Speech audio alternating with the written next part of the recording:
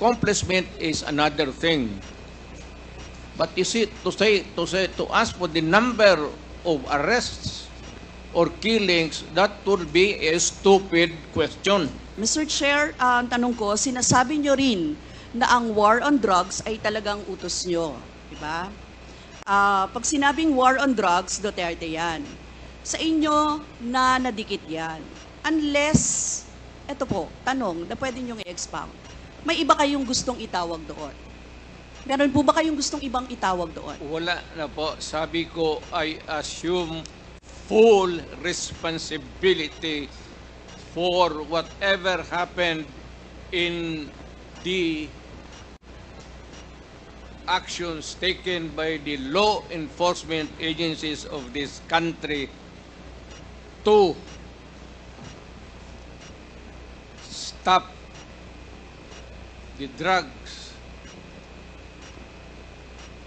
or the serious problem of the drugs affecting our people. Mr. Chair, next question. Nung naging mayor po kayo, sabi nyo naging safe ang Davao. Tama po ba? That would be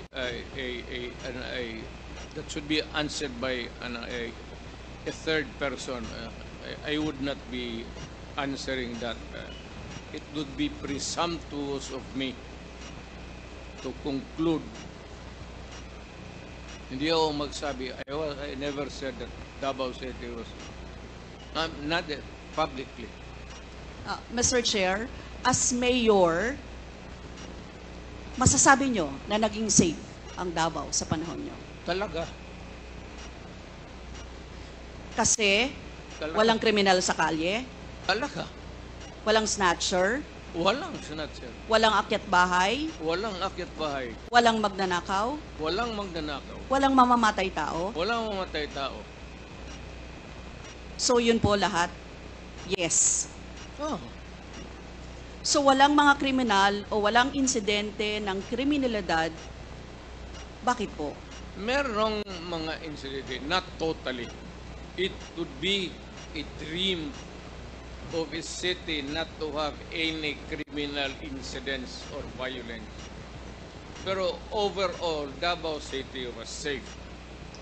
If the test or standard would be that a citizen of the city can walk all over the city and men and children can go home safely, unmolested, undisturbed. That was the standard that I gave to the police of Davao City. Mr. Chair, I would like to ask, no? Hindi ba nagkandamatay sila sa panahon na yun? Marami po. Sino-sino po ang mga pumatay? Wala akong listahan yan, ma'am. We have to go to the tawag nito. Hindi ko bit-bit. Ang bit-bit ko lang ho yung hindi. Mr. Chair, I would like to ask again, no? Sa inyo po na karanasan, kayo mismo ba pumatay? Ako? Marami. Mga 6 o 7. So Aywan what- ko kung natuluyan yung hindi ko na follow up sa ospital kung natuluyan.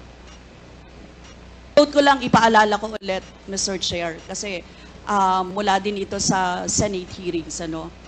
I-quote ko lang po kayo, in Davao, I used to do it personally, just to show to the guys that if I can do it, why can't you? Correct. Sinabi niyo po yan sa mga business leaders sa meeting sa Manila. At kung paano niyo ginode ang mga police officers to gun down suspects. Tama po ba? Yes, if they present a violent resistance, that's the only thing there. You can kill the criminal if you are personally in danger of losing your life too. Ito But ba, hindi mo pwedeng patayin yung kriminal na nakahandcuff o nakatali. Hindi trabaho ng lalaki yan. ito pong second, Mr. Chair, na quote, kayo rin ito. And I'd go around in Davao with a motorcycle, with a big bike around. And I would just patrol the streets looking for trouble also. Manila Times po ito. I was really looking for a confrontation so I could kill. Sinabi niyo po ito. Yes. Nagdadasal po ako na nagmumotor ako na may mag-hold upper dyan. At kung maabot na kita, talagang patayin kita. At kung basta kriminal ka, wala akong pasensya sa kriminal. Pagka lumaban, patayan. So, Mr. Chair, kanina po kasi sinabi ni Duterte na he takes full legal responsibility. Yes. Siya ang mananagot at Yes. makukulong sa ginawa ng mga kapulisan. Yes. Kung sa inyo po ang policy, inaako nyo rin ang accomplishment nito. Yung lahat po, kasi kung naaalala ko sa war on drugs, yung mga accomplishment, may nahuli, nagbebenta, gumagamit, gumagawa ng droga. Lahat yan. Ma'am, if you are the city executive or mayor, lahat ng utos mo na ginawa ng pulis and all the consequences, sagot ko yan. Pati ang ginawa ng pulis, sagot ko yan. Pati po yung accomplishment kung may nahuli, enforcement of law yun. Accomplishment din po yung na-confiscate na drugs. Tama ba? Lahat ng trabaho ng pulis, because you are the mayor, at inutos mo yan, and the consequences, or sometimes an incident can go right and go wrong. Protektahan ko yung pulis kasi ako ang mayor. Hindi magtrabaho yung pulis, matakot yan kung hindi mo bakaban. So lahat ng trabaho ng pulis, nung ako'y mayor, for the longest time, akin yan. So, Mr. Chair, alam niyo po ba kung ilan ang arrested sa mga drug operations at how much ang drug na na-seize nung time na yan?